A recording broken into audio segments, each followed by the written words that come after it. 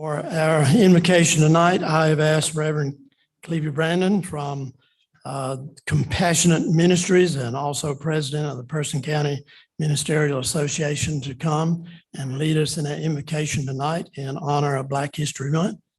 Reverend Brandon. Praise the Lord. Good evening to everyone. Would everyone please stand? Thank you, Commissioner Powell, and to the commissioners for asking me to come tonight. Let us bow our heads. Precious Father, in the name of Jesus, God, we come humble as we know how. God, we come thanking you for another day and another day's journey. God, we thank you for allowing the commissioners to come together for another monthly meeting.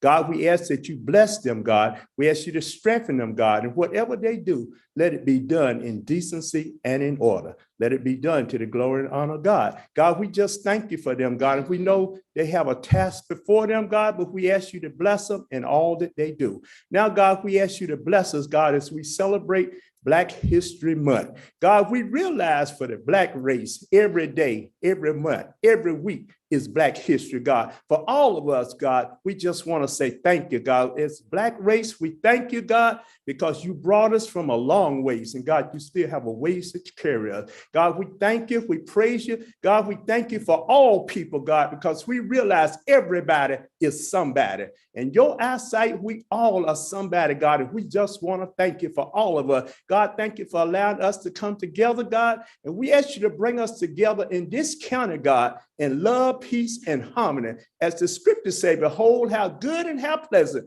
it is for brethren to dwell together in unity. God, let us be in unity, peace, and harmony, and love. God, we thank you and we praise you. In Jesus' name we pray. Amen. Amen. Thank you, Reverend Brandon. Please remain standing as we ask Commissioner Sims to lead us in our pledge. You will please stand and salute the flag. Recite after me. I pledge allegiance to the flag of the United States of America and to the republic for which it stands, one nation, under God, indivisible, with liberty and justice for all. Thank you.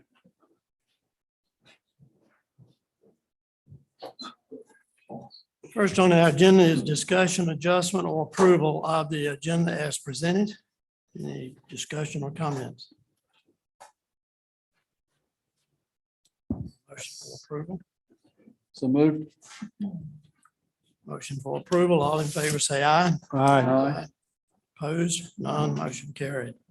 Item number 1 on the agenda is petition SUP-05-21, a request by the applicant Parallel Infrastructure LLC, Kelly Young, on behalf of the property owner, estate of Lonnie Luxton and Carol Luxton, to construct a new 305-foot tall, self-supported wireless communication tower on 69 acres located at 700 Pixley Pritchard Road, tax map and parcel number A84-14 in the RC Rural Conservation and B2 Neighborhood Shopping zoning districts.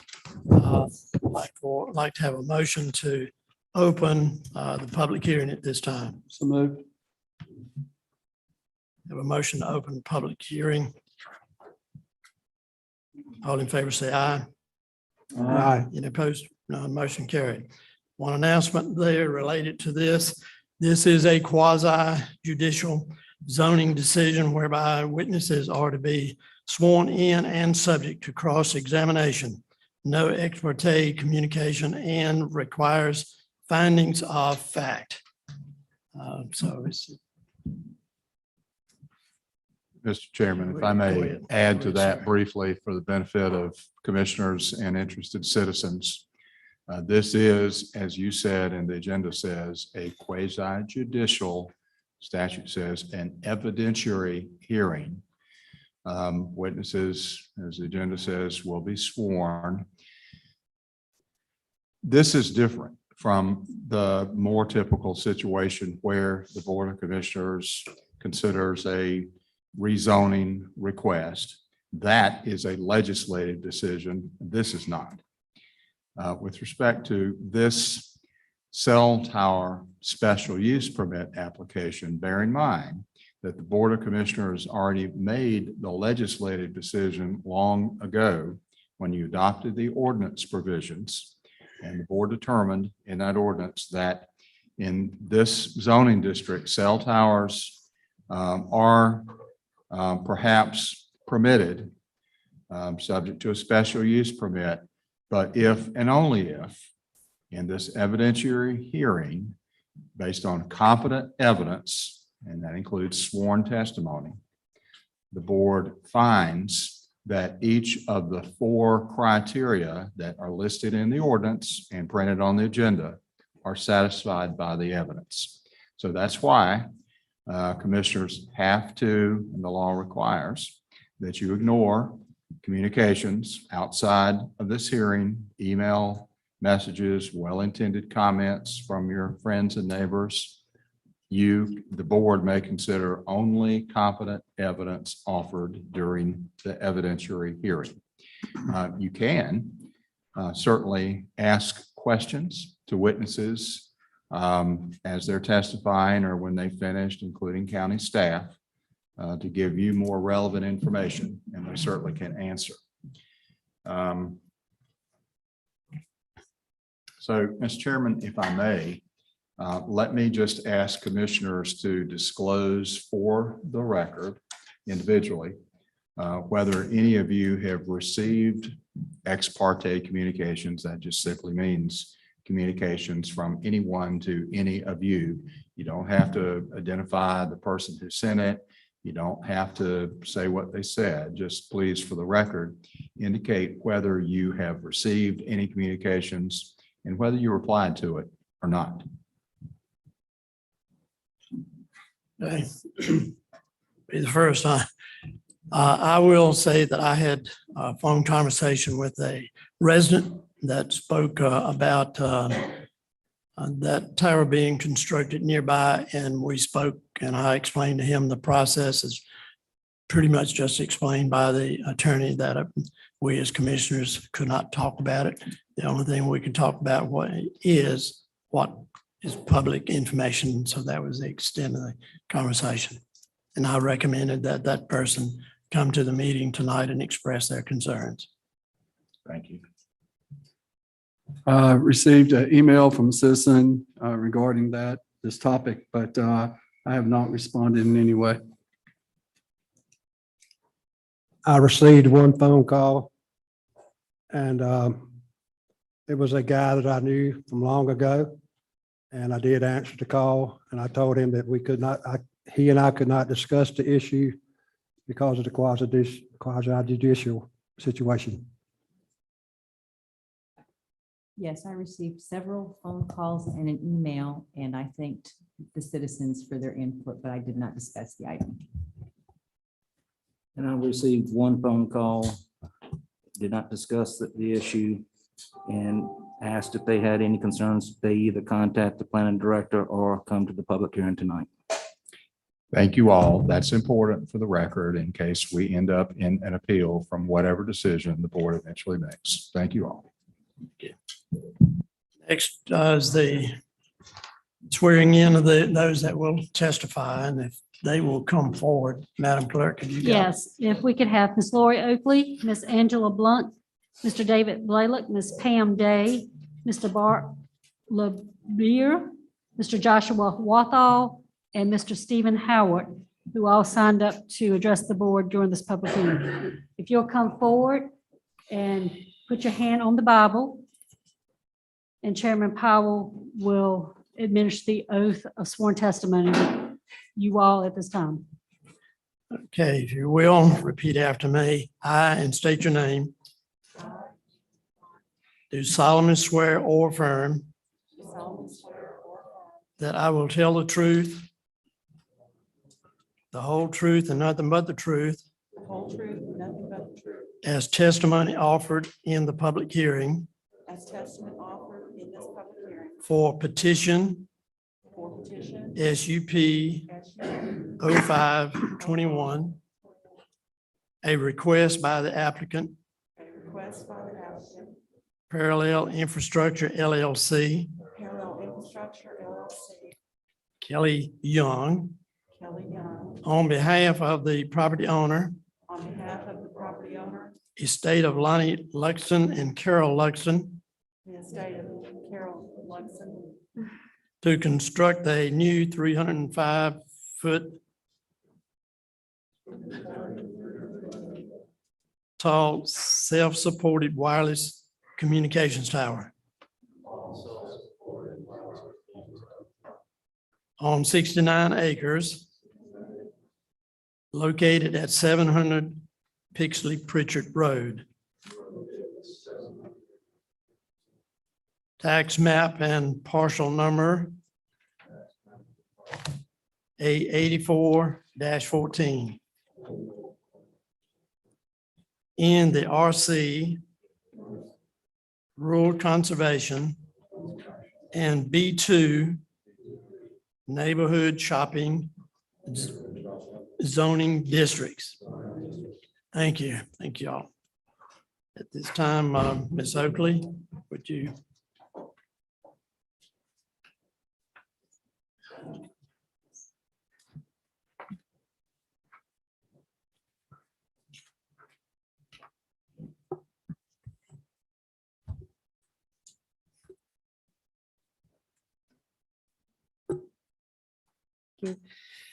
Mr. Chairman, members of the board, special use petition SUP 05-21 will be presented to you tonight by our staff planner, Angie Blunt.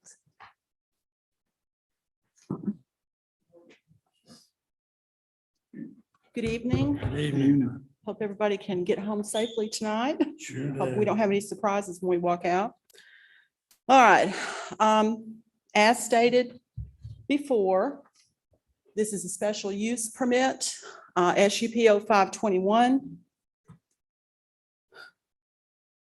Okay, and this is, as you've heard, it's a request by the applicant, Parallel Infrastructure LLC,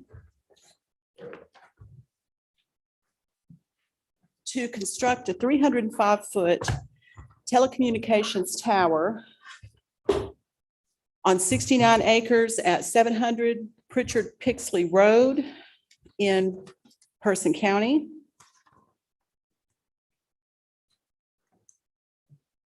I think I've messed up. How to fix that? Oh, I thought it was me. It's on.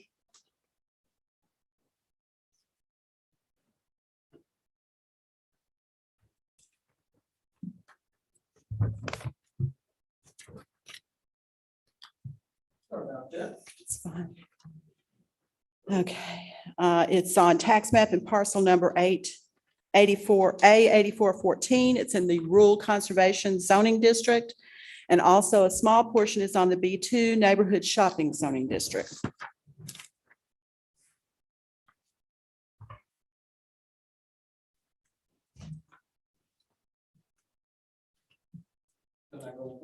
Mm-mm.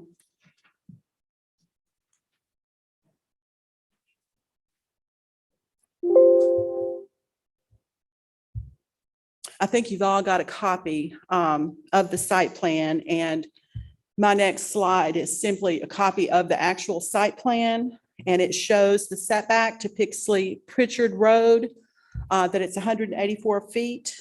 The left side setback to the property is 365 feet. It's got a right side setback of 145.1, and the rear setback on the property line is over 1,900 feet. The site plan shows the property along the right side property line within the AE designated floodplain. The tower itself is to be located outside of this area.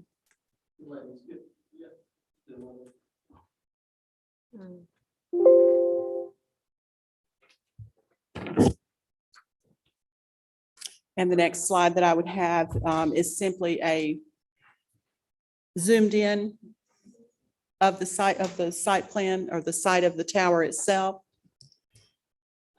It's 100 by 100 feet leased area around the tower with a 60 by 60 fenced area around the tower base.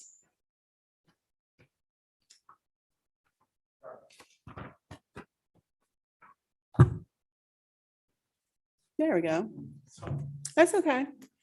And then I just circled the setbacks that I read off earlier. It just shows you how far from any of the property lines the actual tower would be.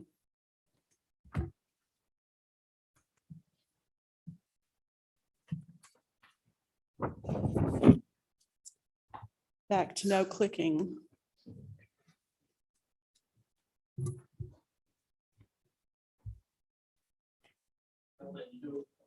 Mm-mm.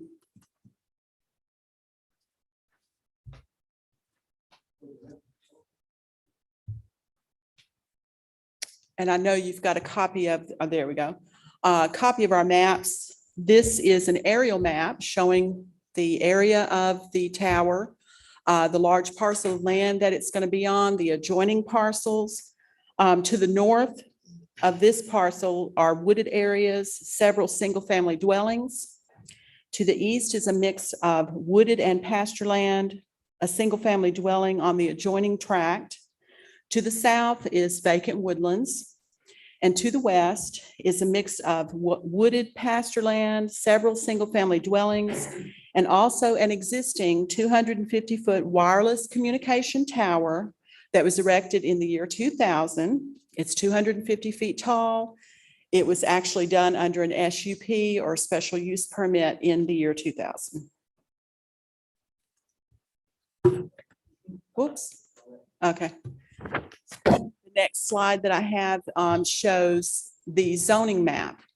The green area indicates the rural conservation zoning, and then the purple is the very small amount of the B2, which is neighborhood shopping. This is just a general map of the property, just shows the outlines of the adjoining parcels. This is the future land map for Person County. And the entirety of this parcel falls under rural. And the future land use map for this area depicts it as promoting and protecting agricultural lands and natural resources, while it allows low-density residential development. Rural future land uses permit neighborhood scale commercial development at or within 1,000 feet of major intersections. Typical rural commercial enterprises, agricultural and agricultural support uses are to be permitted throughout this area without hesitation or without limitation and hesitation.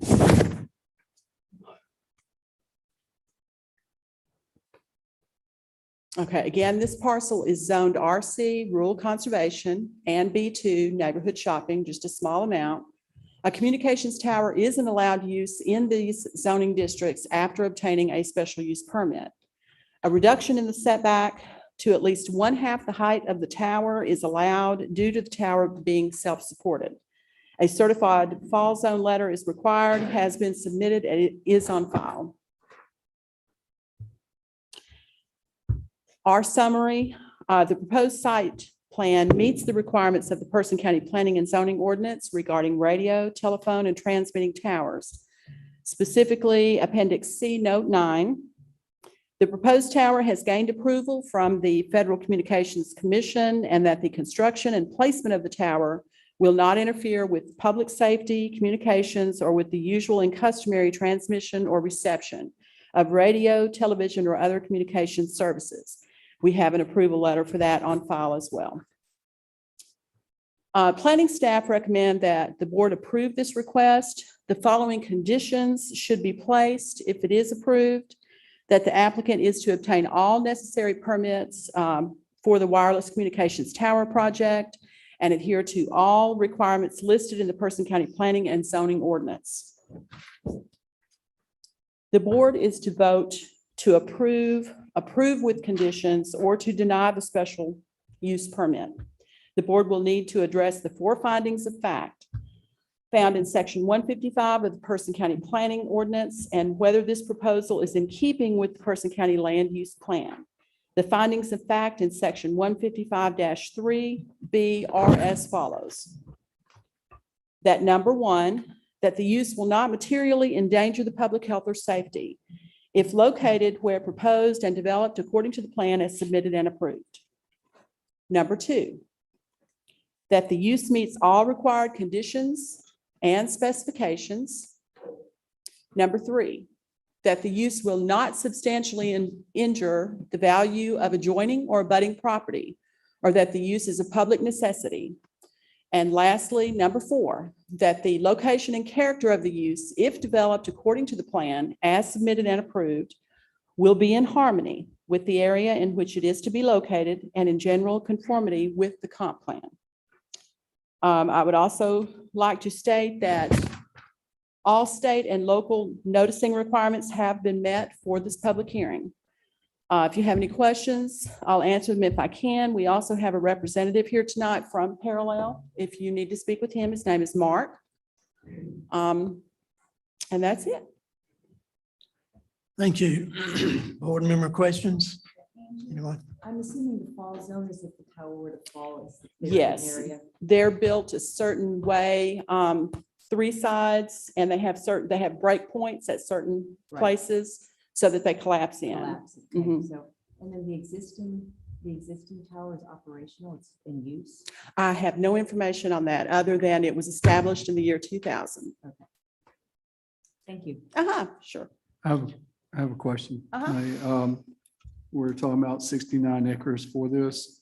Certainly, it's not going to take up all 69 acres. Right. So is there an opportunity in the future to build something else there? Absolutely. So Yeah. they could, yeah. As long as those fall zones are respected, it's a 305-foot tower. So half of that would need to be reserved for the fall zone. But outside of that, 69 acres, no, it's not limited to one use. Okay. There's also a cemetery on the property. Oh, nice. Also, just real quick, I noticed that it's got part of the business, the little part of how did that happen on that property that it's got a strip of what looks like to be a It minimal amount of actually land? follows 158. If Okay. you look at, I don't think I have a zoomed out copy, but on the zoning map, that B2 is carried almost to the city limits, all the way down 158. And just a I'm really odd- assuming, yeah. Odd thing to have happened to a Mhm. parcel like that. I think it was in anticipation of maybe neighborhood businesses along that route. It's mainly single-family dwellings Right. along there and businesses at the crossroads. But if you go back and look at a zoning map, there is a swatch of that B2 all the way through Exactly. 158 from Well, if- Searle almost to town. How would the property owner, if they wanted to rectify that and just have it all rural conservation, how would they go about doing that? I'm just making a rezoning request. Yeah.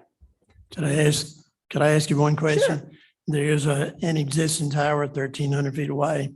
Mhm. Or tell me what's the difference here? These are, We have no regulation that says there has to be a certain amount of distance between towers. And that is actually a Federal Telecommunications Act that it's federal. So, but we have no regulation that limits them in any capacity as far as their distance from each do you other. know anything about the vendors the equipment that would be on those? I do not. They did not provide a list of vendors, but as I said, we do have a representative from Parallel here tonight. Okay, Lori? If I could just add, I believe Andy said that tower was built in 2000. So what I'm seeing, because I've been in this field way too long, is that 20+ years ago, we were getting 250 foot tall towers in. And now what we're seeing is 300 foot. And I believe this one before you tonight is 305 feet. Mhm. So that's really, I think, the most significant difference between the two is the new one is 55 feet taller than the one on the adjacent parcel. And that's just what we're seeing so far as telecommunication towers across the board. But I don't know that much about towers, so I can't tell you if the height makes a difference. If my cell phone works, it works. Well, I think that's all any of us know, and that's what we want. I just wondered if they aren't going to be a duplication of equipment on those towers from, okay. Oh.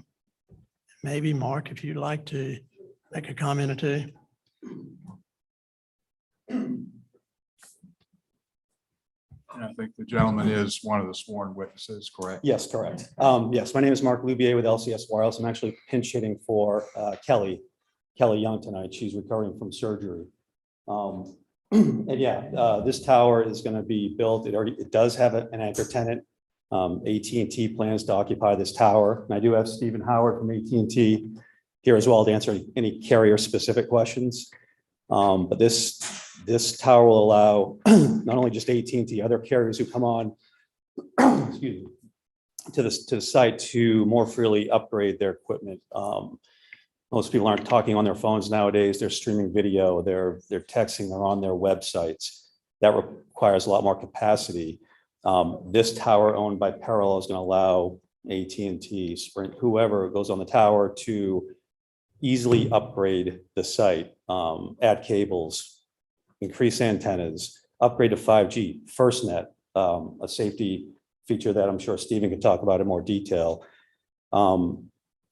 Because Parallel has a deal where you can freely upgrade. There's no amendment every time you want to add a cable, anytime you want to increase size of an antenna. It allows for more capacity to be added to the site. Thank you. Would this be competing with the existing tower? Yes, yeah, Why? sure. Well, you want to talk more specifics about that, Stephen, or? Okay, sure. Thank you, sir. So I believe you also are. That's correct. Yeah. Stephen Howard, AT&T Wireless, AT&T Mobility. You've already got my address and everything on the record, so happy to answer any questions. So we have an existing tower. Right. That's got equipment on it. Correct. Your equipment's on the existing tower, I assume? That is correct. Okay, so we're gonna put another one taller, Correct. 105 feet, adjacent to it, and you're gonna have additional equipment. We're going to relocate from that equipment. It's not going to be redundant. Okay, so you're gonna stop using the 200-foot tower and basically upgrading the equipment to a new tower. Is there a plan to dismantle that 200-foot tower? I don't know. So the current owner of that tower is a company called SBA. And I don't know their plans. I just know our plan is to remove our equipment and locate on the new tower. Okay. So do you have a total list of vendors that are gonna be on the new tower besides AT&T? I will have to defer to Mark. I know Okay, AT&T, sorry. AT&T is the anchor tenant. You're the anchor. Parallel is going to own the tower. Okay. Yes. All right, thank you. Yeah, sure. I mean, the business model for any tower owner is much like, an apartment. It's vertical real estate. So they're going to market this tower heavily to not only just T-Mobile and Sprint or Verizon, smaller companies, wireless internet companies, small startup companies, Dish Network possibly. So that'll be marketed and space will be available for those carriers to come to the market and upgrade their site and provide coverage. What's the timeline for once something is actually approved, what's the timeline before it's completed and in operation? Each jurisdiction is a little different, but once a building permit's obtained, typically we would start construction within, 2 to 6 weeks, depending on weather and other factors as well. But yeah, once all the approvals are obtained, then it goes right into, construction as soon as possible. And timeline, estimated timeline, not trying to hold Oh, you. sure, to sure. From fire, the time but we start construction to, that's probably 2 weeks. That's it, 2 weeks. Yeah, once you start stacking the tower, it's really the civil work, and this one doesn't require a lot of civil work. It's not like you have to furnish it or anything, right? No. Yeah, and AT&T's plans would be to decommission off we'd do that after the new site was ready to be turned on. But we'd probably be looking to come on the air in the first or second quarter next year. Okay, and this will improve your service. It'll improve the service and it's a much better financial arrangement for us. Okay. Is the improvement in service not only the upgrade of equipment, but the height of it, the differential? It's marginally higher, so there will be, Better signal for broadcast? yes, there'll be some coverage improvement. I don't want to overstate it, but because it is a replacement. But there will be some marginal new coverage. not a significant amount. Thank you. Is there a contract or anything like that for how long that tower will be there, or what's the longevity of that? Well, that would be dictated more by our agreement with Parallel is subject to check at least 25 years. Okay. So it would really depend on what their underlying lease is with the Luxtons. I don't know how long that is. Okay. I just want to know what we're looking at. At least 25 years. How was this signal transmitted? Underground burial or to another satellite or? Well, it's just a wireless facility. So their antennas on that broadcast out, that their radios that Those that are in the area can pick up the signal from the tower. yeah, anyone with an AT&T phone or whomever the other, Verizon or. if they, well, I mean, they may be tenants on the other tower, but yes, that would be the way it would work. If they were on this tower, they would broadcast from there.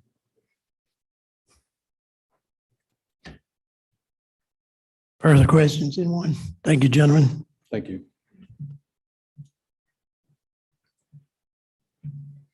This time, they will have public comments related to this. Madam Clerk, do we have citizens wishing to speak at this time in favor of? Actually, you've just heard from the in favor of Okay. comments from we're the done. folks signed up. Now we will move to the in opposition to. In opposition to, yes. And we have 3 people signed up. The first Three. speaker is Mr. David Blowick. Yeah. If we could kind of keep our time there at about 3 minutes apiece. David, if you don't mind. I got a very short amount, okay? Thank you for allowing me to speak in opposition to the proposed tower at 700 Pixley Pritchard Road. I'm speaking for several people that's here tonight. For due to time, they didn't speak. And they're in the audience. We have an existing tower currently on 400 Pixley Pritchard Road that is sufficient for this area. Nobody has ever said anything about them not getting cell system there, cell coverage there.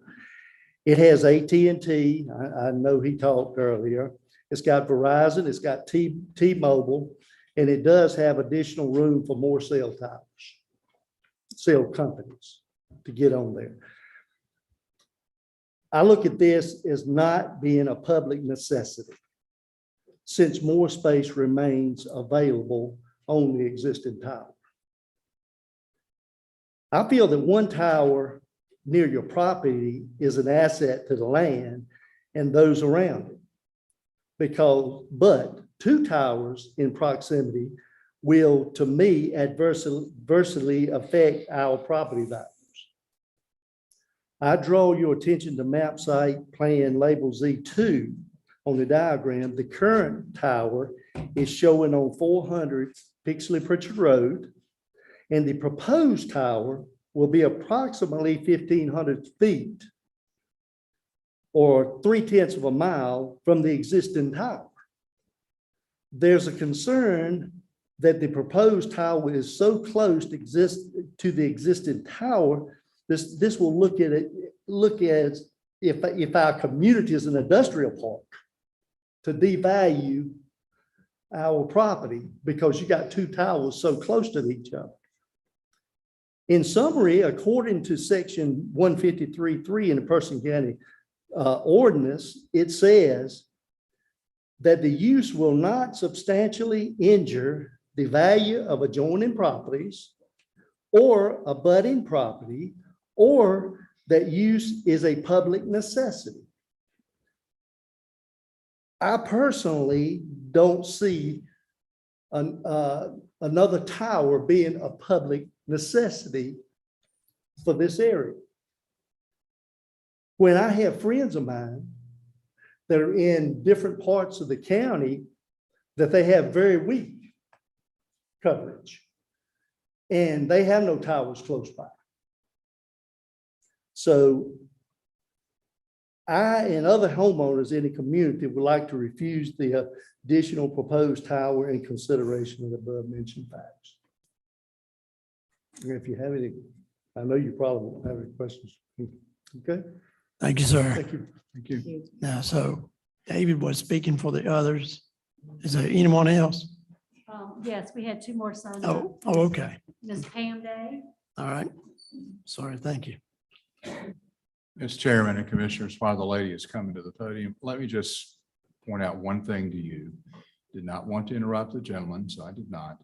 But the statute says very clearly, to the extent that the gentleman offered an opinion about effect on property values, the statute says that lay witnesses, i.e. non-experts on real estate valuation, cannot offer competent testimony as to the effect on property values of surrounding properties. That has to be done by an expert witness.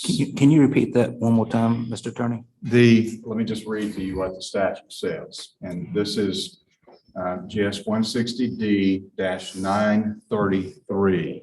It says that, quote, competent evidence does not include the opinion testimony of lay witnesses as to whether the use of property in a particular way affects the value of other property. In other words, the statute says that competent evidence as to effects on property values has to be offered by expert witnesses who are experts in property valuation. So to the extent that the gentleman's comments included his opinion, his lay opinion about the effect on property values, the board must disregard that. Thank you for that clarification. Go ahead, ma'am. Good evening. My name is Pam Day, and I live at 520 Pixley Pritchard Road, which would be in between the two towers. I live with my husband, Bradley, and I'm just going to speak from my heart. When we received the letter that they wanted to put a tower on 700 Pixley Pritchard, our reaction was the same. We went, but we already have a tower on Pixley Pritchard. Why would we need two towers within feet from one another? It just didn't make sense. And we just didn't understand why another tower would go up within feet. The land that the tower would be built on is adjacent to our property, which already has an existing tower, as you know. We just didn't understand. We know that it would be money for the landowner, income for the tower people, and some county tax money that would be coming in. But does that make it right? I hope that before you vote yes, to please take in consideration that this is not a need. There's places in the county that need a tower, but Pixley Pritchard isn't one of those places. Now, how would you feel if you owned a home that sits right smack dab in the middle of two towers? When I go out on my deck, I look to the left, I'd see a new tower. I look to my right and I can see the existing tower. How would you feel? And not to mention, we all know that the vultures, the buzzards like to roost on these towers. We see that in the existing tower. We don't need two towers that would attract more vultures, buzzards, whatever you want to call them, as they fly back and forth constantly over our house. Please think long and hard before you make your decision. We don't need another tower in that particular area. Let's find other places in the county that could use a tower and benefit from a tower. So thank you. I also have a letter from my next door neighbor. I don't know if you want me to read it or not, but she has a different perspective. Mr. Chairman, I don't believe the letter is admissible since she is not here to be Yeah, sworn she in has on small the testimony. children and she couldn't be here. So no. No, ma'am, not sworn in. Thank you. Thank you. Thank you. Okay, Madam Clerk. And our last speaker, speaking in opposition, is Mr. Joshua Walthall. Thank you, ma'am, and thank you so much for having me here tonight. My name is Josh Walthall. I'm an attorney on behalf of SBA Communications, the folks that own the other tower that's already there. So make no mistake, we are the competition and we are biased. I don't want to pretend like I'm a property owner nearby. We are the other tower. A couple things, and Mr. Attorney, please feel free to correct me if I'm wrong. It's my understanding that the applicant here, that is Parallel, has the burden of proving those 4 items in section 155. It's not my burden. It's not David's burden. It's not Pam's burden. Just prove to you that property will be injured. It's their burden to prove that properties won't be injured. And so the question is, have they proven that to you, that by having 2 towers so close together, the property values will not be injured? So the things they have to prove to you, among others, are that the use will not substantially injure the value of adjoining property, or that it's a public necessity. We submit that this tower does not provide any service that the current tower doesn't already provide. AT&T is already a tenant of the current tower. Now, they say they're going to move if there's another tower. Well, question, will they move if there's no tower to move to? I don't know the answer to that. I'm not AT&T. There are likely, and I don't know, but there are likely, as David suggested, other areas of this county that could use it more than one less than half a mile from a tower that's already currently in existence. They also have to show to you that this tower will be in harmony with the area. Well, if the intention is to create a tower farm, then yeah, maybe this is in harmony with that area. Because any argument to support this second tower, I submit, would support a 3rd or 4th or 10th tower. As long as you build it bigger and it's expansive, then yeah, hey, provides better services. Let's just keep adding towers. I don't think that's what we want to do. Maybe it is, I don't know. But we would submit 2 is very different than 1, as anyone who's gone from 1 kid to 2 kids can probably attest, as my wife and I did 5 years ago. We don't get to church on time anymore because we got 2 kids to take care of. So 2 is very different than 1. Here we submit it's not a necessity. There's been no proof that it is in harmony with the existing area. There's been no proof that it's not going to injure properties. And again, that's their burden. They have to prove that. So we would ask you to deny the special use permit, and I'd be happy to answer any questions. I know there were a couple of comments about the current tower and whatnot. I'm not an engineer, but I'm happy to try and answer questions on behalf of my client. Do you know the current tax value of your tower? The tax value of the tower? I'm sorry, I don't know that. If, let's say, if all services were taken away from the tower that you represent, what would you say the value of that tower if it provided no services? If it's providing no services? No services, it's just a tower. I imagine there'd be some nominal value for the potential to provide services, but I can't imagine it have a whole lot of value if it's not providing any services at all. And currently it is servicing AT&T, T-Mobile, and Verizon. It has room for others.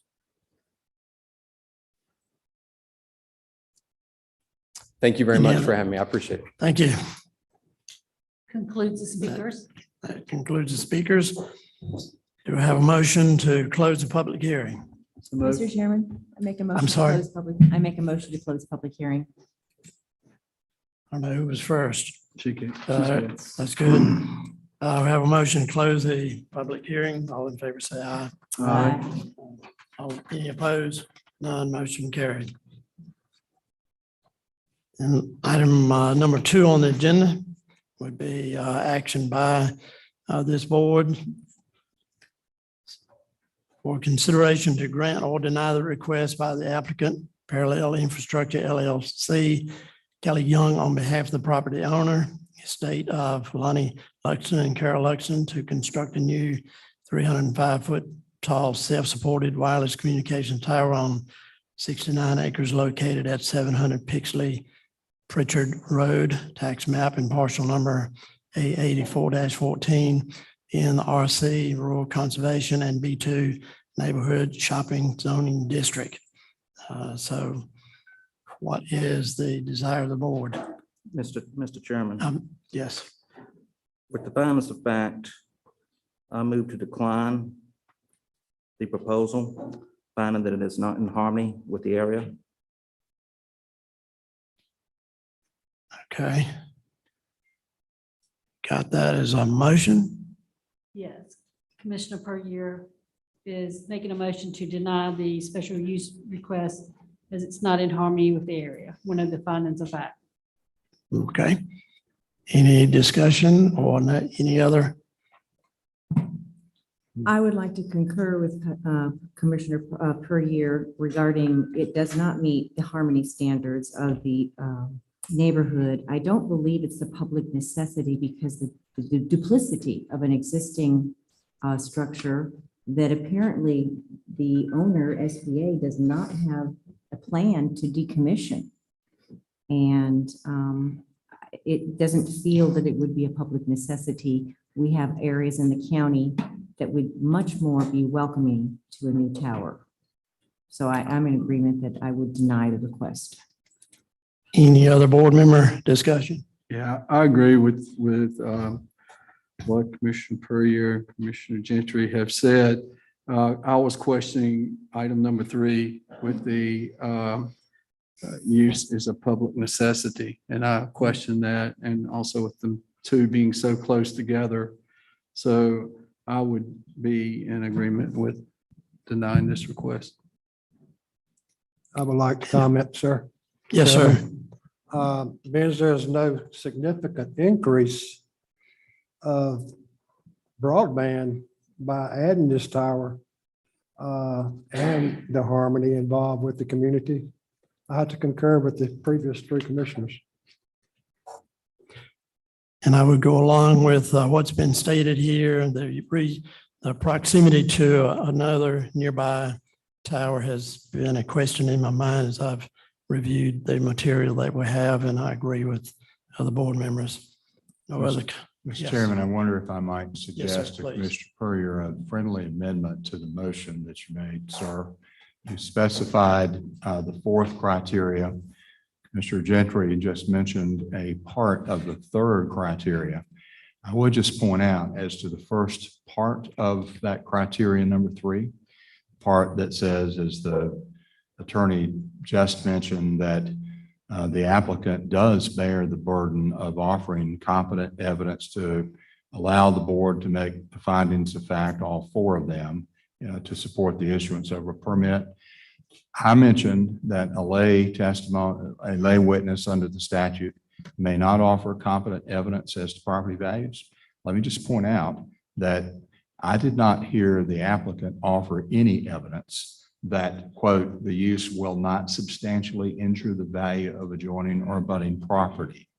So, Commissioner Perrier, my suggestion is you might consider adding to your motion that findings of fact number 3 and number 4 were not satisfied. Mr. Chairman. Yes. Please allow me to amend my motion to include both number 3, that the use will not substantially injure the value of the adjoining or abutting property, or that is a public necessity, and number 4, that the location and character of the use be developed according to the plan as submitted and approved will be in harmony in the area which it will not be located in the general conformity of the comprehensive plan. Okay, we have a motion and amended motion. Any questions from board members related? None. For the motion as stated, then all in favor say aye. Aye. Opposed? None. Motion carried. Thank you. At this point in our meeting, we have a period set aside for informal comments. And Madam Clerk, we have anyone to speak? Yes, sir. We have one individual, Mr. Paul Lynch of Her Meals. Thank you, Brenda. Good evening, commissioners. I have 10 minutes, right? It figures. I have a very brief comment. In regards to the solar ordinance, revised solar ordinance you're going to be voting on in a very few minutes. I just want to first commend you and thank you for your diligence and the efforts you've done to try and get our hands around this issue, which could have turned into a major problem for Person County. It's a fair, considered, and reasonable attempt to put some kind of reasonable restrictions around what can be done by way of solar projects in Person County. So again, thank you for your consideration. I encourage you to move that ordinance in its current form. And that's all I have. Thank you, Mr. Chairman. Thank you, sir. Thank you. Item number three on our agenda is Motion to approve the consent agenda as presented. So moved. Have a motion to approve the consent agenda. Any further questions? All in favor of the motion? Aye. Aye. Opposed? None motion carried.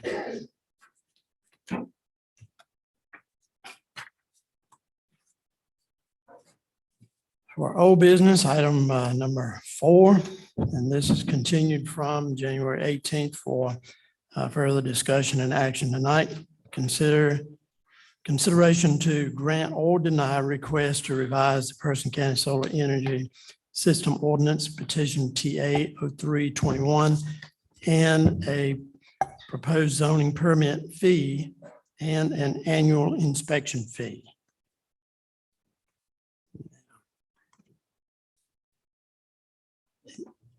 All right, are you speaking to this issue? I No, am actually, sorry, we're Lori, having technical difficulties. Lori I'm Oakley is going to I didn't introduce the see you. item. Yeah, I'm sorry. That's okay. So, Mr. Chairman, members of the board, this item was heard at a public hearing at your January 18th meeting. And at that time, it was tabled in order for staff to address 5 items that were brought up during that meeting. Sorry, I'm trying to forward through my presentation. And so the 5 items that I was asked to address from that meeting, the first item was a concern about allowing solar energy systems in the RC Rural Conservation District. Table 2.1 was amended to prohibit both level 2 and level 3 solar energy systems in the RC zoning district. There was a request to increase the setback to 200 feet. And this would allow for a 150-foot buffer. And then the additional 50 feet of clearance that we had talked about for emergency services around the perimeter. So table 2.2 was amended to require the 200-foot setback for all level 2 and level 3 solar energy systems. There was some discussion about the maximum size of a solar energy system being 100 acres. And there was some further discussion about actually limiting the parcel size to 100 acres. Since we do allow multiple parcels to make up a solar energy system, I wasn't quite sure how to best capture that language. So I did draft some language and then I conferred with the county attorney. And we came up with the following language for section 2.3B, and that states that the maximum size of a level 3 solar energy system shall not exceed 100 acres as measured around the exterior perimeter of the panels outside of the buffer area. No level 3 energy system shall be located within 1 linear mile of an existing level 3 solar energy system. So again, what we did was say that the maximum size of the project could be 100 acres, recognizing that sometimes you have 2 or 3 parcels, but the maximum size of the actual solar energy system could only be 100 acres. There was a request to leave the buffer width as it is currently at 150 feet rather than reducing it to 100 feet. So that was addressed in section 2.4B. To leave it at 150-foot vegetative buffer width. And then lastly, the last request was to have the decommissioning bond reviewed more frequently than the proposed 5-year period. So section 2.6D was amended to require an engineer to review the decommissioning bond every 3 years. Well, I don't really have anything else. The board also requested some fee schedule modifications for solar energy systems. So staff looked at that. That was also included in your packet. And staff recommends adding a zoning permit fee for a level 2 and level 3 solar energy system, and also the annual inspection fee, which is referenced in the new text in the ordinance. So the zoning permit fee, and just so you understand, that would come after the public hearing process. So first they would submit a special use permit, pay the fee, or conditional district rezoning, pay that fee. And then if approved by the board, then it would go to plan review, and that's where they would pay the zoning permit fee. That would be based off of Nash counties. It would be $1,000 per megawatt with a minimum fee of $2,500. And then also an annual solar systems inspection fee for level 2 and level 3 systems at $300. Because we did talk about staff going out yearly inspecting to make sure they're in compliance with the buffer and everything else. And the $300 we found in Stanley County, North Carolina. So those are the proposed changes and modifications that the board requested at the January 18th meeting. If you have any questions of me at this time, I'll be happy to answer them. I would just remind you that when reviewing this, there is that statement of reasonableness and consistency that was also included in your agenda for the actual ordinance language text amendment. And again, if you have any questions of me, I'll be happy to answer them. So at this point, what zoning areas can level 2 and 3 go into now that we've taken that rural conservation and protected it? So under the proposal, let's see. So it was removed. So right now, under the proposal, I was asked to remove it from RC. Right. So the only area that allows for RC is a level 1, which is your rooftop or your backyard solar. General industrial would allow level 1 by right. Level 2 and level 3 would require either a special use permit or a conditional district rezoning. Neighborhood shopping B2 would also be allowed by right for level 1. Conditional district rezoning or SUP is a level 2, and it is prohibited with the larger level 3s. Highway commercial or more intense district allowed by right level 1, and level 2 and level 3 is both a special use permit and conditional district rezoning. R, which wasn't addressed, which you might want to consider, level 1 allowed by right, and currently it's still left as a special use permit or conditional district rezoning in level 2 and prohibited in level 3. If you feel that R should match RC, R is our most restrictive district, I would recommend prohibiting it in level 2 for R. Thank you for that clarification. That's what I was Good wondering. I check. was like, what are we going to miss here? Yeah.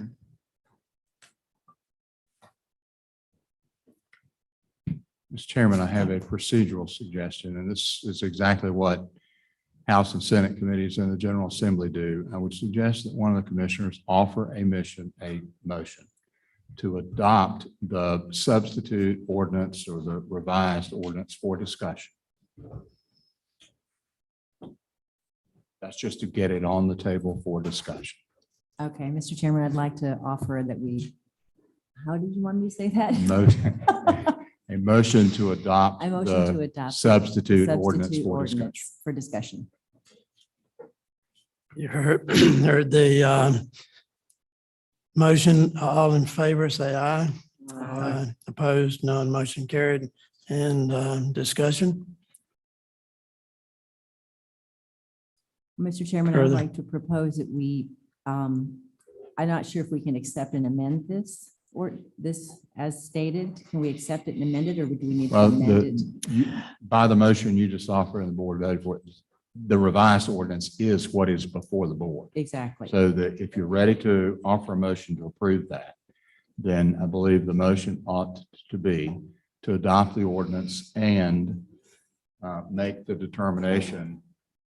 I don't have to read this and you don't either, but that it satisfies the required statement of reasonableness and consistency.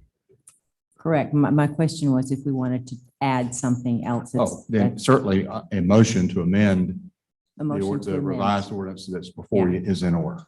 Yes, thank you. That's, I needed that clarification, is I'd like to make a motion to Sorry. amend the ordinance to also protect the residential as we have RC.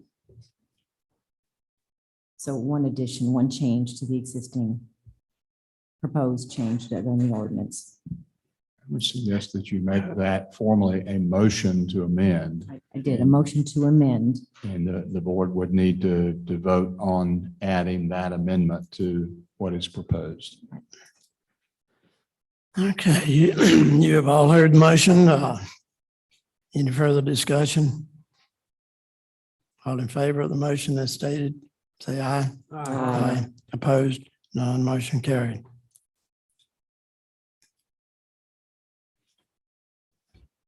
Okay,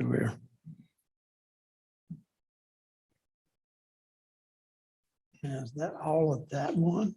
Or do we? All the board just did was to add that amendment to And we have to To adopt what it. is Now we have to adopt proposed. the ordinance. That's just, So okay. now, if there's no further discussion and you're ready to adopt it, then there's another motion to be made. I would like to can I add something to the record here? Because I found some information that I thought was kind of interesting because there was a question about how limiting solar facilities and access in Person County might hurt us from a standpoint of people looking to come and do business here.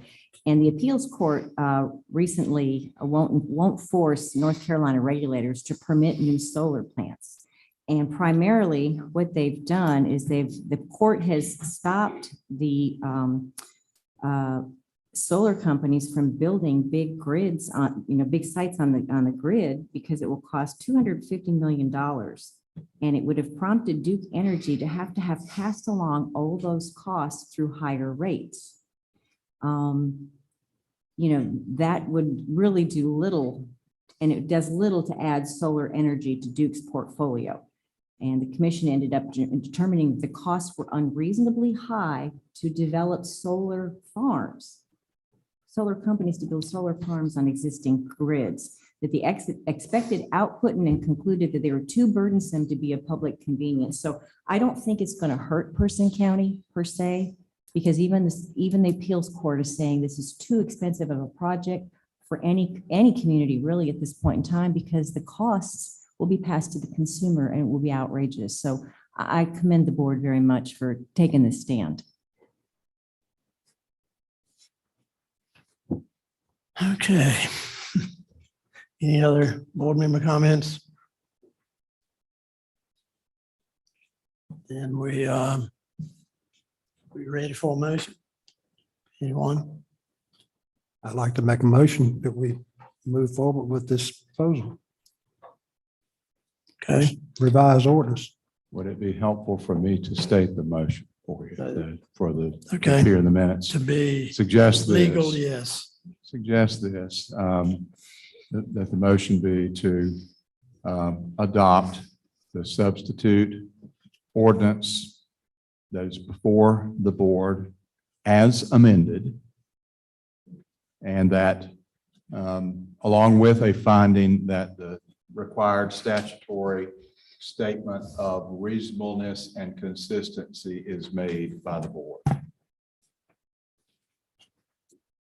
Okay, everybody understand the motion? Is that what you said? Yeah, what he That said. sums up what I'm trying to say, yes. Is that what you said?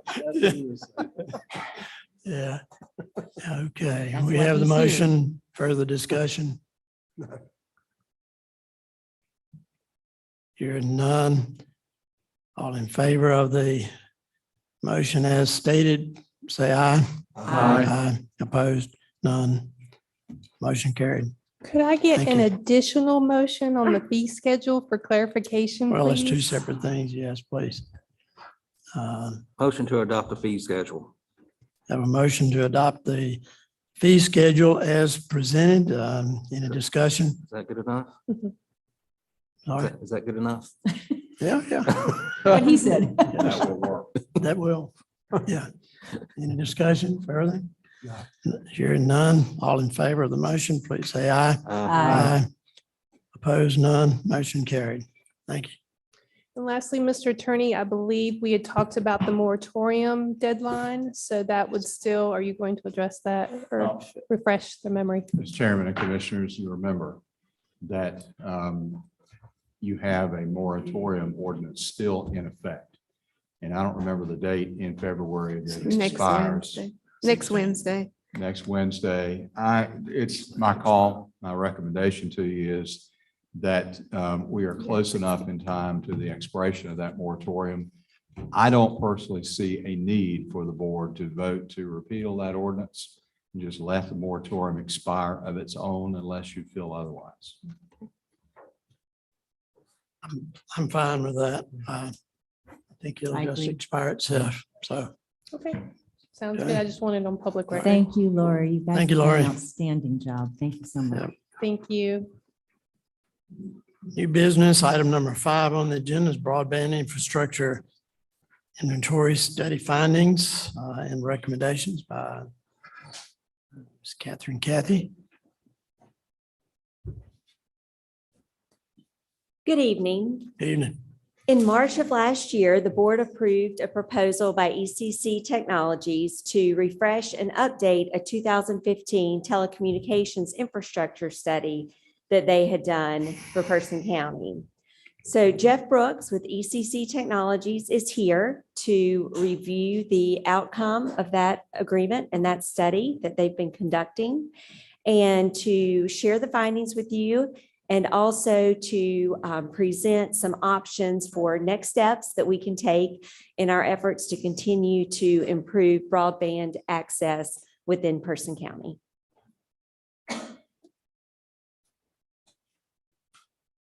Good evening, everyone. Good evening, sir. Thank you for having me back. I am Jeff Brooks, so I'm still him. So, and I don't have 80 slides. You guys have sat through a lot already. I'll try and be brief and to the point. Feel free to ask any questions. If I know the answer, I'll tell you. If I don't know it, I'll say, don't know it, but we'll get back to that. I'm guessing you have my presentation in front of you. It's at your seats, commissioners. We just received it today. Do I do this little clicky thing in the doodle? Okay, I know we're talking technology, but do I press that button? Okay. There we go. So just so you know, I don't read slides. What I try to do is, because I get bored when people read slides to me, so I figure you guys can read as good as I can. So what I want to do is just point out some key things on each slide that I believe would be of interest to you. There are some slides in here where we'll kind of zip right on because, again, I don't want to hold everyone up all night. So I'm on the, I need to skip that. So what I tried to do was to break this down into some questions, because when you're dealing with broadband, everyone has a lot of questions about what does it mean? What are the terms? But I think it's important to get to a level where we're all speaking the same language and determine why broadband is important. Broadband in many cases is competing with other needs within the county, such as roads, sewer, public education, public health. And I know over the past year, I've probably been in front of more than 100 counties. And every county has the exact same problems, county to county. And every county has absolutely different problems, different unique problems. So in a couple of weeks, I'll be in front of Johnston County. Later on the 1st of March, I'll be down in the Lumber River Cog. And probably mid-March, I'll be up in Catawba County. All these are clients. And again, you guys share many of the same issues, and you also have issues that are unique to yourselves. So what I want to do is to be able to utilize this and have this document, this work be a reference for you going forward with respect to issues related to Person County, to no one else. So if you look at the baseline slide, it's important to understand what broadband is. And broadband is the ability for you as a user of broadband primarily to access the internet. And if information is coming to your device, it's going to come to you at a minimum of 3 million characters a second. So my name is Jeff. That's 4 characters. Now you say, wow, that sounds really fast, but probably half of that amount is taken up in housekeeping in order to make sure that my name, for example, could come to your computer and it makes sense. It's spelled Jeff and not JQOP or something like that. But nonetheless, that's the measurement, and that's considered to be the current standard for broadband. This 25 megabits or about 3 megabytes, 3 million characters. What you send up to somebody, like if you send me something, that standard is about 375,000 characters per second. Again, split it in half more or less, and you actually know what data you're sending as opposed to the total amount that's available.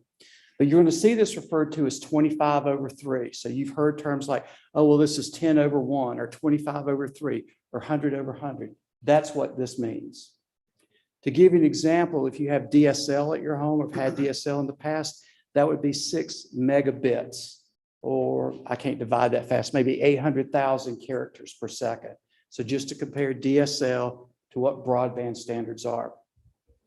So when you look at the county, and any county, but here as well, there are issues related to availability and adoption. So just because you may have broadband capabilities available to you does not mean that you're using it, because there could be issues of affordability. You don't know how to use it. You don't have a device to use it. So those are two things that are considered. And I know Catherine and I have had a number of conversations about exactly those issues.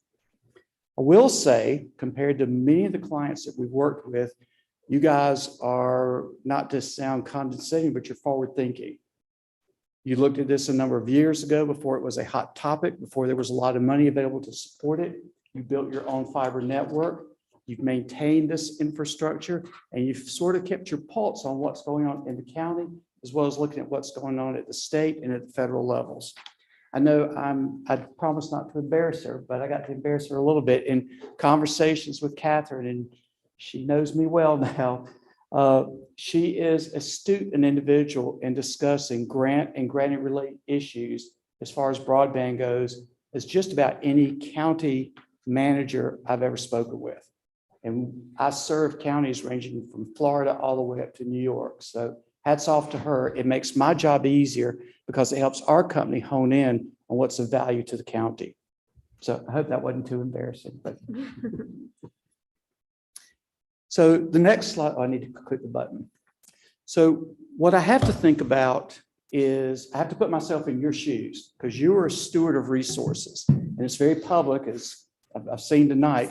Everybody knows what you're doing in terms of money, in terms of personnel, in terms of assets that the county has. So anything that you consider to help alleviate these problems has to really pass a fairly strict set of criteria in order to be considered as a solution. A couple of those that I really want to call out to you is the importance of due diligence. And part of due diligence was actually exposed to you today when you looked at the tower issue. You know, I have a fixed wireless background, so I was kind of perking my ears up when I was hearing the discussion, because I've been through some of these components. And your questions were spot on as you looked at that issue. It's very tempting nowadays. Oh, I can get some money, I can build. Or in some cases, there's an alternative which benefits one party and may not benefit other people. So it's important to be able to make sure that that due diligence process takes place and that everyone understands what's going on. The other thing that I knew as a baseline is you as a county are not offering internet access to end users. You're not going to be an ISP. It's not going to be come to personcounty.com and we'll sign you up today for $25 a month. And we'll do your email and we won't sell you any ads, things like that. You're not going to be a service provider. So those are two of the key criteria that I started with. If you think in terms of why do this, I know that you've addressed this a number of times. I think that the reasons over the past year in terms of thinking about being in broadband, however, have changed a little bit. For example, if you see broadband access is critical for, and there's a whole bunch of things there. Over the past year in different counties, we have surveyed more than 50,000 people. And those 50,000 people, one of the requests that we make for them is to tell us, explain to us why broadband is important to your life. Over 90% of those call out as being either very important or important, improved quality of life and family management. In other words, I can check on my accounts, I can arrange for transportation, I can do other things that benefit my family. And over 85% said the ability to access healthcare remotely was a critical component, rating either very important or important. I'll give you an example. About 20 years ago, I was a past life, I was a CPA, and I was working in QuickBooks on a PC. And QuickBooks on a PC would present you a very stark thing on the screen in terms of looking at numbers and data entry and things like that. Now, when you go to QuickBooks Online, your application is not on your PC, it's somewhere out there somewhere. There are a variety of security protocols in place, and QuickBooks is talking to your bank, your vendors, your customers, your payroll company, and you at the same time. All that requires bandwidth. But QuickBooks wasn't satisfied with that. They also want to make it pretty. So you got little crap moving on, little things, sorry about that, moving on the screen and all kinds of stuff going on that again consumes bandwidth to improve what's called your user experience. That takes more bandwidth, and that's where some of these changes are coming into play. The other thing that I see, particularly in North Carolina, is that a lot of our clients in other counties are sitting there saying, you know, we need to evolve toward a gigabit community. That's a critical component for economic development, for education access, for diversity, equity, diversity. I think there's some combination there that makes sense. And so that's a pretty big stretch to go from this 25/3 to 1 gig, which is a billion, if I got my numbers right. So the starting point for that, you're beginning to see grants come out. The latest is the infrastructure grant that's coming out from the federal government, where they're saying 100/100 is going to be the new standard. So it's interesting if that's the new standard when we have a lot of people that have 0/0. And I think that's what you as a board have been trying to address for the past few years. Any questions so far? Am I boring anybody? Okay, just want to make sure. So there are 3 options that we put together. And the thing that we wanted to do was to give you a starting point. These are not necessarily the optimal options. They represent a starting point for you to be able to consider, have discussion, have your management team take a look at, and figure out what the right next step or steps might be for the county. The first option would be for the county to expand its own network. By expanding its own, oh, I'm sorry, I need to click this thing, my mistake. What can be done, options, there we go. Apologize, well, nobody, you guys have left. What happened? Everybody, I'm coming up and everybody left, so. I'm feeling bad now. And I wore my duck socks, so. So this type of network is called an open access network. And what would happen would be, we actually outlined in the report that you have, this is what that project would look like. It would involve expanding the county's network to reach into areas that are unserved and underserved. And that represents an opportunity to make service more available to residents in the county. There's a key component I want you to think about on that slide, and the word is fund, because you would be carrying the risk for all of that investment with no guarantee that there would be a return on the investment. Even though ECC is a company, we have designed and operationalized a variety of open access networks for different counties and county groups across the country. We do not recommend an open access network for the county. You'll see on the next slide some points to think about in terms of this. But even if you were to expand your network, someone still has to build the last mile components to get to that end user. And the question is, who's going to step up and pay for that? Right. I don't believe that you want the taxpayers of the county burdened with that expense when they just carried the burden for building a network that has limited value to the county and may not meet the goals necessary to deliver broadband service. The second option, and I'll just tell you off the bat, this is the one that I would recommend, is more aggressive engagement with the existing incumbent carriers in the county, primarily Lumen and Spectrum. So between the two of these, they have a large footprint in the county. They've already made investments in the county, and in fact, have won some small grants, as you will see later on in the presentation, in the county. I'm going to skip on to the One quick question. review of that. Yes, sir. So I'm not leaving that, but that's fine. That's fine. But you kind of engaged on a topic of engaging a dialogue with CenturyLink, who we have just a hideous experience of trying to get in touch with someone.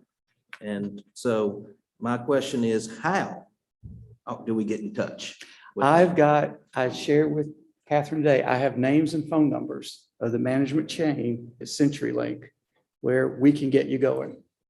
In addition to that, I'm having to do I had to fight the same battle because this started actually working with Johnston County at the end of 2020, because they're in kind of the same situation that you are. CenturyLink and Spectrum are their primary competitors. And their board was asking me the same thing that you asked: how do we close the gap? When you look at the investment in that county, same as in person, they have a lot of money here. How do you get them to pay attention to you? So I did some tracking down. I did some driving. I actually drove up to DC to see a regional manager who sent me back down here, but told his person to call me. They did, and we began to have a dialogue. The person that we worked with has now left Lumen and gone somewhere else, but I have that chain of command. And so I'll be sharing that with Catherine so that we can begin to have those conversations. Now, if you come back to this slide where it says partner for expansion review, and you talk about the dialogue, both of these companies have already budgeted projects in every county in North Carolina. There are more projects than they have money to pay for.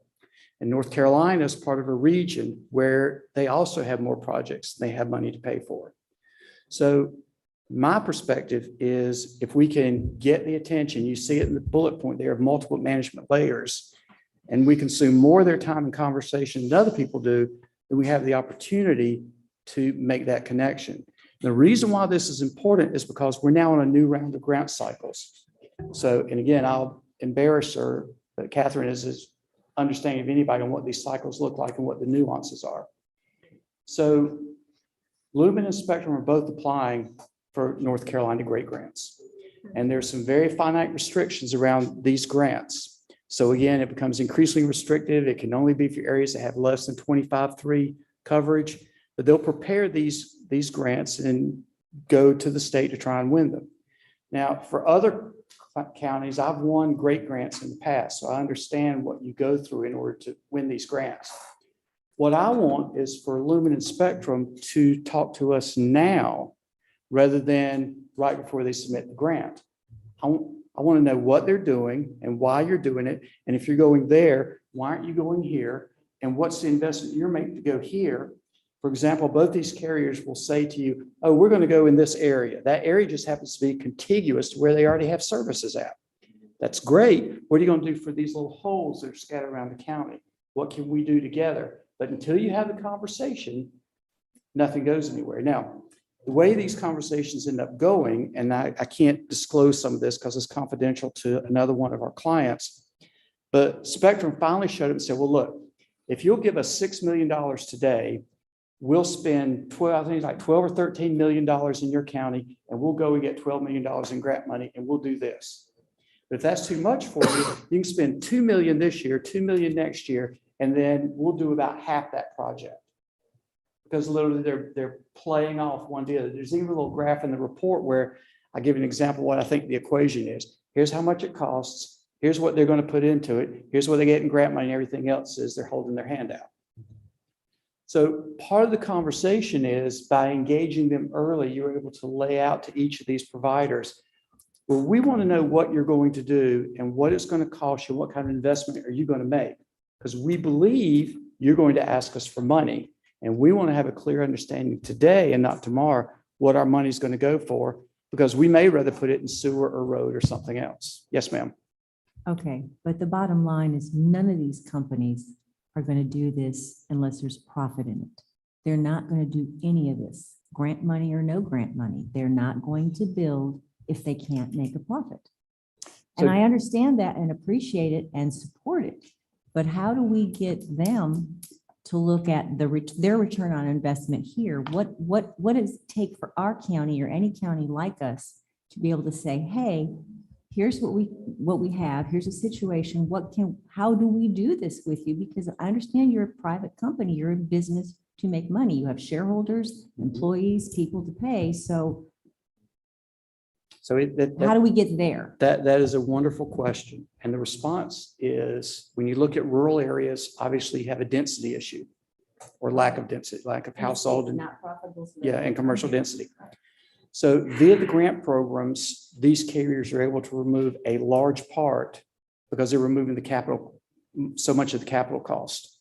So if it's a $30 million project, for example, then they may be able to say, okay, we'll pay 15 because we're picking up 13 from the grant and 2 from matching funds components.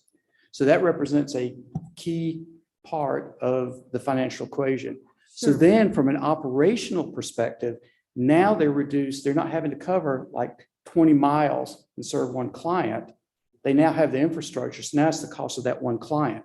That one client is now amortized into the remainder of their operation. Right. For example, it would cost about $2, I think it's $2.87 to do 24/7 support for a residential customer where they pick up the phone, give you a call. My TV won't talk to my router. What do I do?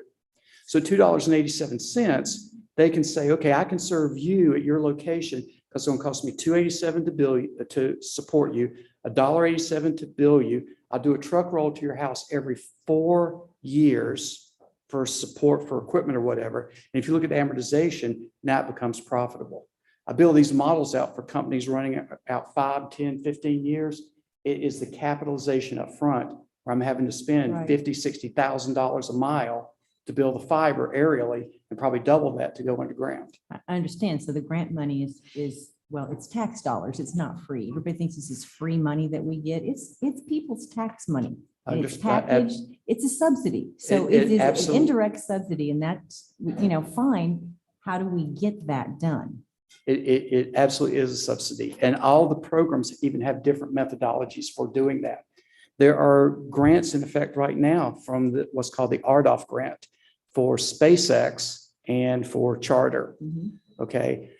And those are subsidized, like if you look at SpaceX, to serve a very small number of homes off one little part of their satellite. So the assumption is that those dollars go a long way, towards serving a whole lot of people with a small incremental cost, but then that becomes a policy thing. And I'm not a policy person. So if you look at the third project, there also would be the opportunity for the county, kind of along the lines of a different way of what you were just saying, Mel, to fund it. Subsidize ourselves? To fund it yourself. That's right. And so I'll give you an example. I talked to the mayor of McDonald, North Carolina, population about 102, and he said, I've got some ARPA money. Can I do some broadband with it? And I said, no, sir. You just don't have enough to do anything. So if you were looking, I'll even move on to the review thing. If you were looking at saying, we want to put a stake in the ground as a county, the recommendation would be you would pick an area based on the data that you have at hand, which with your infrastructure study, you know where the infrastructure gaps are now. You can be confident that you know where there's no infrastructure to support broadband. You would compare that with the work that your team has done over time in terms of identifying what what your residents are telling you. We can't get it. It's too expensive. It's not here. We can't get broadband. And then you could isolate an area and say, we believe as a county, it makes sense to perhaps do our own project here and see if we can use that as a catalyst for further investment by a major provider or as a kickoff to get other grant funding. And again, I understand and totally agree with you where the grant funding comes from. But if we don't get it in person, then somebody else is going to get it. And you're all taxpayers, so you should get that, in my opinion, I'm biased, you should get that return on the taxes that you pay, because why should someone else get it? We're doing a study right now in Montana, and they have, as you would imagine, miles and miles and miles and miles and miles where nobody lives. And for years, US West was the telephone company, and all these subsidies kept local dial tone going to that one home or ranch every how many ever 100 miles. The same thing is happening for broadband. I would rather us get that money than Montana get the money. So I agree with your assessment, but I also know that this is our environment that we're in. And so if this is the environment that we're in, I want us to compete on equal footing with everybody else. So I come along to that question. Oh, I got to click this button. I apologize. How can we pay for this? This first chart gives you an example of some recent grants that have been received within the county. You can see where SpaceX, for example, got $77,000. Spectrum got $75,000. This came out of the RDOF grant. And I won't bore you with the story of that. There's some documentation in the report that explains to you how that worked. It was a reverse auction. I'll go to the next page and I'll show you on this where there's some current and upcoming grant opportunities. What's going to happen, I believe, is that there's going to be a transition in the grant standards, moving from this 25/3 to 100/100. And the USDA reconnect grants that have just opened up and they're going to close out toward the end of this month. The USDA is now saying, hey, you can have some areas in your grant territory that are at 25/3 and we will still fund you. All this is based on, I'll click the next one, On this FCC 477 data, federal communications, if you're a broadband provider, every 6 months, you're going to file a form. Oh, I've got to state this. I'm sorry. You have to file a form with the FCC called the Form 477. In that form, you as a provider will say to the FCC, this is how many people we serve, this is the service we provide to them, and this is how fast it is. This data, when it's made public by the FCC, is about 12 to 18 months out of date, but it's what we have. If the FCC says that one home in a census block is served, the entire census block is considered to be served. That's been a sticking point for a long time. So if you think about where these standards are going, the USDA is coming along and saying, you know what, if you got a home in a census block that's served, or you have a group that's 25/3, you can have up to 10% of the homes that census block that are less than 100/100, and we will fund you. This is going to continue to evolve. And what will happen is that these grants will continue, and now the infrastructure is going to be overbuilt. So if you think about like an AT&T, or you think about another big provider that's delivering service today, for a while, small companies have kind of come into play in terms of being entrepreneurial and bringing these capabilities into different rural areas. When this overbuild happens, you're going to see small companies come back into play, because now they're going to see an opportunity to get a jump on the large companies. On the next slide, you will see what the FCC is telling all of us in terms of the companies that are providing internet access service within Person County today. You can see across the top, there's a little bitty nomenclature. It's like if it's 10, it's DSL. If it's 11, if it's 12, it's DSL. That simply refers to the codes that the provider uses when they fill out their forms and they send them in.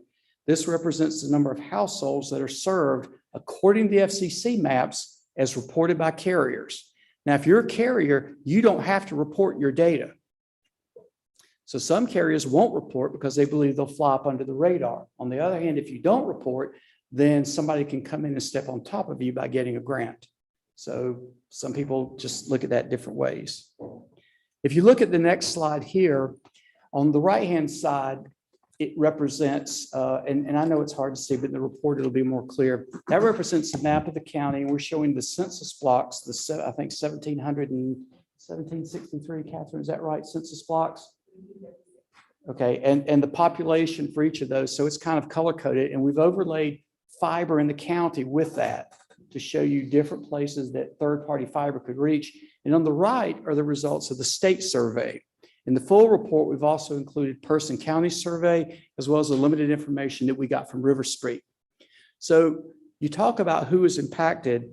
What we're trying to look at and say, well, we see where the FCC says services are available, and that's in the report, but we want to see what the residents have told us, and we want to compare that with the population density within the county. So we're able to line up and say, look, we see 8 people here said they had limited service. We could assume that probably another 20 people in that same census block probably have the same limitations.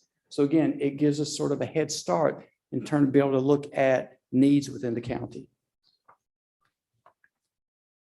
I'm not going to spend a lot of time on these next slides. I want to kind of get to the end here, but I'll call your attention to the inventory slide. Whenever we did this, we did what's called an OSP, an outside plant study. And what we did is we worked with the county, and you gave us GIS files that we used to create a baseline of infrastructure that exists in the county per your information. We then went and we purchased third-party data that came from relevant, credible sources, overlaid that data, and then we took FCC data, overlaid on top of that, and we created a drive map. And reviewed that drive map with the county. You approved it, and that's where our outside plant people went to drive to actually do the inventory. And the way this works is they drive and they stop and they expect to see fiber or coaxial cable. So they'll mark it electronically in the handheld device, and they've also got a big notebook full of map plats, I think is the right word, and they'll mark it in a little Crayola colored pen in there, make some notes. They'll get back in the car, they'll drive another 300 feet. So right now they're looking for what they expect to see. And when companies deploy fiber, these type of assets, they generally follow the same route. Where we see new fiber, we would mark that, and indicate that, and that's going to be included in the data in the report and also in the GIS database that we give you back. Where we see fiber intersecting existing fiber, we didn't see it before, we now follow that and we map it. So the county is now going to have in GIS format a clear picture of the existing fiber assets that exist in the county today. And within the report, I've documented it so that you have it. This is what that means when you look at it. This is what it means when you have the conversation with the incumbent providers. And it's what you mean if you want to have a conversation with other people that might bring service into the county. The next slide is just quickly to show you a map based on DSL services. And this comes from FCC data. And I just want to make a point in case you hear this. CenturyLink says that they offer DSL services up to 50 megabits. Does not exist. That is so crazy. Okay. Okay. Just if you want to ask me a question later, I'll explain to you why it doesn't exist, but it doesn't exist. If you look at cable TV, if you look at the last bullet point on this slide, Spectrum did get an RDOF grant. They've committed to adding 933 households, about 5% of the households in the county, to broadband coverage. The way the RDOF grant works is an award winner has to build out 60% of their network within the first 3 years, 100% within 6 years, and they get funded over 10 years. That's the FCC's way of preserving or proving out the viability of the applicant so that somebody just doesn't take the money and run like they used to in older grant programs. So I'm going to do a little clickety click unless something just, gets you really fired up. And I'm going to come all the way to the end.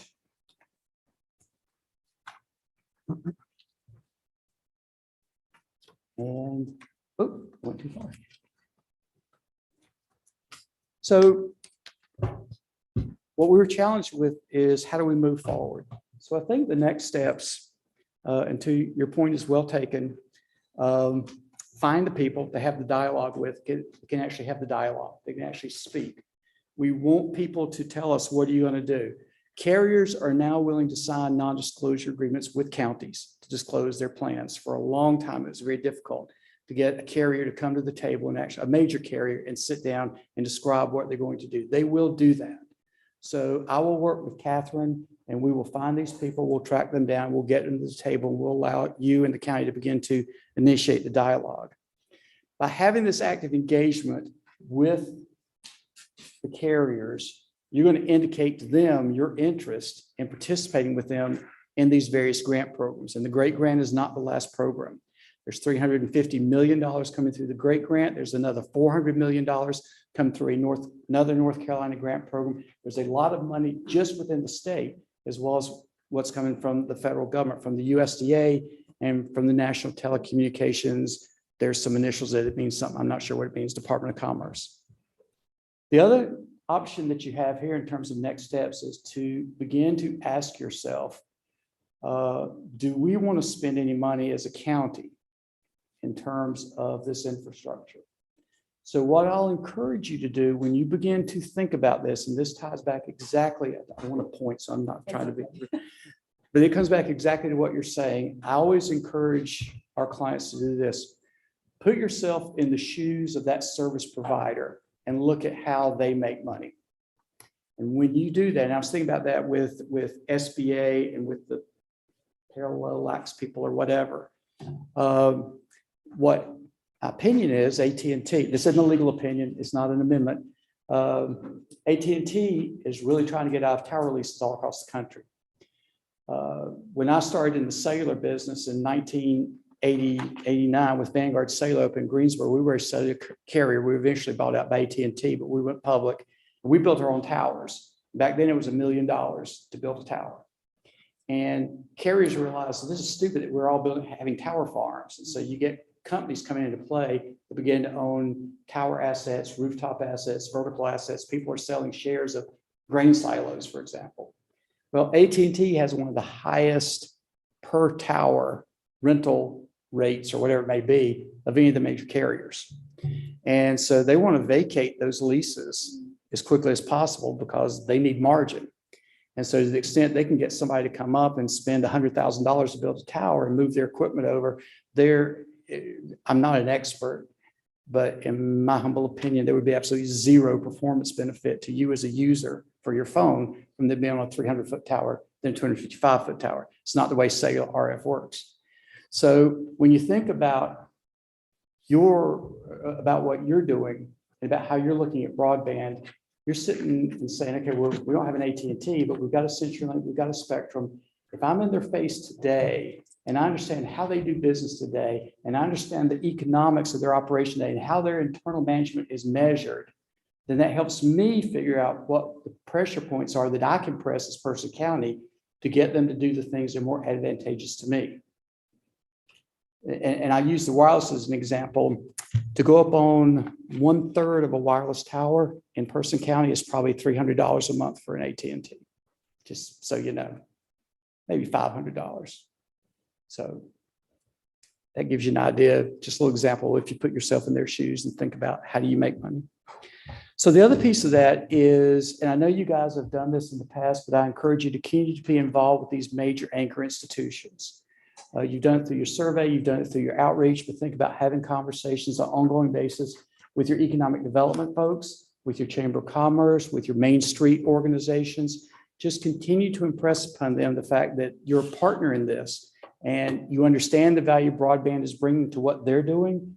You want their support, because when it comes time to go for grant money, to partner with somebody, having all these letters to support, showing all these activities that are lined up with the state broadband plan, and there's a draft plan out there that you're able to use as a template, it just helps you grade higher to have the opportunity to get the grant funding. So when Catherine says, quote unquote, we're done, then we are formally done in terms of working for the county, but I'm not going anywhere. We're not going anywhere. We're happy to have conversations. I've already told Catherine, I've threatened her, I'm making calls and things like that. Because you're a client. I mean, you're our client. We're here to help. We don't have to bill for every minute we spend on the phone doing something. We want to help you and want to help you be successful. And I do as well, because I like coming up and seeing you guys. So that's all I've got. I'm happy to take any questions. Thank you. Thank you, Jeff. Commissioner Powell, Yes, sir. I have Go one ahead. question. Yes, sir. How does CenturyLink get away with flying like that? I don't guess. You don't it's have to answer. if you don't. I don't guess it's illegal to lie. Is not the FCC involved here? You're kidding. Quick answer is, if you went to CenturyLink and you said, Mr. and Miss CenturyLink, I want to get a circuit from you to connect somewhere, and I want it to deliver 100 megabits, and I want a service level agreement. That service level agreement will then bind CenturyLink to deliver to you what's written in that contract for that 100 megabits, or they pay penalties. Every other service is what's called best efforts. If you get it, you get it. If you don't, you don't. So the DSL piece in the lab somewhere, they set up 4 DSL modems side by side. They put a bridge device here, and those 4 modems fed, and they aggregate in that bridge device, so they got that 50 megabit going somewhere else. You can't, I'm not saying you can't, you probably can't do that at your house, which is why that's not a number that's ever going to happen. And it would probably be illegal. Well, they can be illegal. I guess you can too, right? Right. Any other questions? Wow. Anyone? I do. Go ahead.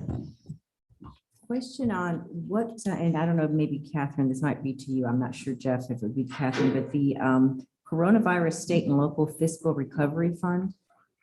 We're familiar with that? Yes, that's what we've been referring to as our ARP funding that the county is receiving in Okay, the great. amount of about $7.5 million. So when you have your retreat in 2 weeks, we are going to talk about that funding and what some potential uses are for that funding. So that may be something that could be used towards matching funds for some of these grants, if you'd like to put some of that towards broadband. Yeah, 'cause apparently the Treasury Department's recently announced a final ruling on that. And there's been Yes. some changes to the language and how it can be used, and it Right. may, some of this, the rules of finding may overlap existing projects. If there's some things that have become unclear in this has just come out January 28th. So I don't know how Yes. this is going to affect grant money. So to a certain degree, that ruling gave us much more flexibility with the ARP funds. But the more and more we learn about the regulations, we are finding out with these state grant programs as well, that there are some underlying limitations that we're going to have to become very familiar with as far as definitions, as far as what we already have in progress, and what we'll really be able to take advantage of. So we are still continuing to research that Okay. as well. One of the things that I got was that the final rule eliminates a key ingredient requirement that eligible broadband projects are provided to unserved or underserved households and businesses that lack a minimum speed of 25 megabits download, 3 megabits upload. The rule permits recipients to invest in projects regardless of whether or not there's existing federal or state commitments. We'll actually have more flexibility with our ARP funding due to a different change in the final regulations, which is allowing us to use our full allocation towards general government services. So it's just a much more broader category without the same definitions as an entity who might be dealing with $30 million worth of funding. They could have maybe 10 million go towards the general government services under the lost revenue category, and then the other 20 million would have to fit neatly into all these categories, one being broadband. But for the amount that we are receiving, we will have flexibility, a greater degree of flexibility. But again, with that being said, when it comes to broadband, depending upon which avenue we pursue, there will certainly be many stipulations that we'll have to abide by. Right. Thanks, it's clear as mud. I know it's ongoing, I know, I'm no jab at you, I'm just saying it's constantly changing. That's just the latest from the Treasury. It is. So we've got all this out in front of us in terms of potential options. So now's the time to start kind of whittling away at what those best options will be for us going forward, now that we have kind of we can tell our story now with this report as far as more data on what the actual need is. Thank you. Thank you, Jeff. I do Thank you, Jeff. appreciate your presentation. I do. Any other board members have questions or comments? Did you have a question, sir? No, sir. Okay. I'm asking if anyone does. Okay. Thank you very much. Thank you. Well, and thank you, Catherine, and everyone involved. As you very well know, Person County has done a good job. We're trying to do the right thing to get as much connectivity throughout the county as we can, and we keep running into roadblocks. And I like your words, underlying limitations. When we dig into the weeds, that's what we always running into when it comes to broadband, because they aren't a public utility, and so it does hinder the county progress. But so I hope next steps are outlined here, and we'll move forward come retreat time. Okay. All right. Next item on the agenda is number 6, appointment to the Juvenile Crime Prevention. I'm sorry. Oh, okay. Okay. Appointment to the Juvenile Crime Prevention Council and Planning Board. Madam Clerk. Thank you. Commissioners, I'd like to present to you interested citizen applications that we have received in response to advertising our current vacancies on the county's website. I would ask that you would nominate and appoint as deemed appropriate. The first one would be the Juvenile Crime Prevention Council. There is a position open for a Chief District Court Judge or designee. District Court Judge John Stoltz III requests reappointment. He currently sits in this seat, and I would ask the board to consider his application for appointment. Move for approval. We have a motion for approval of the request. Any comments or questions? All in favor of the motion, say aye. Aye. Opposed, none, motion carried. Thank you. Our next one to consider is of the planning board. We have one vacancy available for an unexpired term of our former member, Michael Brandon, who passed away in November of 21. The term would go to June 30th, 2024. We have received one application of interest. Mr. Toderick Kirk request appointment. How would the board like to proceed? What was the name again? Toderick Kirk.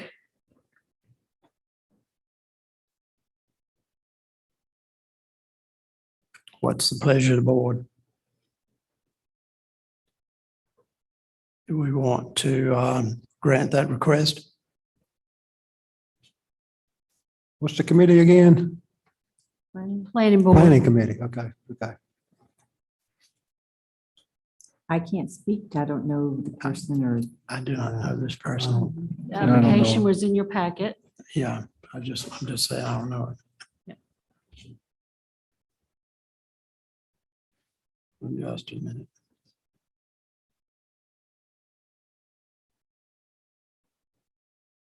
Does anyone care to make a motion?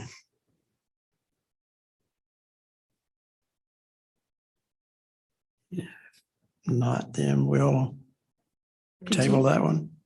Okay, so the consensus is to continue to receive applications? Okay, that's what we'll do. Very good. And we had one further application received after the packet was completed, and I did lay that application at your seats tonight. It is an application from Laura Dickerson, who is applying for our nursing home advisory committee, to which we have 4 vacant positions at this time.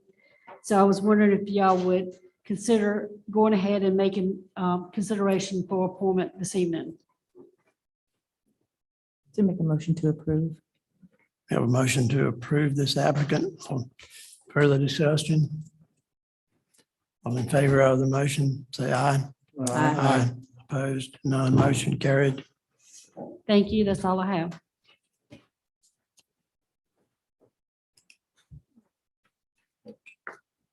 Okay. For chairman's report, I do not have any. I would only say everyone that's still left in attendance, drive safely as you go home this afternoon, Madam. Manager York, Nothing to report, sir. Commissioner Sims. I'd just like to, we attended the Chamber Annual Banquet on February 3rd, and I would just like to recognize Remax Realty, Gay and Jay Poindexter for the Small Business of the Year, and also Linda Kate Clayton, the Uptown Rossborough Group, for the Chamber Champion. And both of those are well-deserved, and just want to mention that it was a positive thing for our county. Thank you, Commissioner Palmer. No report, sir. Commissioner Gentry, Nothing at this time, Chairman. Commissioner Furrier. No report. This next on the agenda would be a closed session number 1. Motion to enter into closed session per general statute 143, 318-.11A5 to establish or to instruct the public bodies, staff, or negotiating agents concerning the position to be taken by or on behalf of the public body in negotiating the price and other material terms of a contract or proposed contract for the acquisition of real property or purchase, option, exchange, or lease with the following individuals permitted to attend: County Attorney Ellis Hankins, County Manager out of York, Clerk to the Board Brenda Reeves, Assistant County Manager Catherine Cathy, Planning Director Lori Oakley, and John Hill, Director of Arts, Parks, and Recreation. We have a motion. Well, So moved. a discussion. I have a motion to go into closed session at this time. All in favor, say aye. Aye. Opposed, none, motion carried. Take a few minutes here to get everything set up.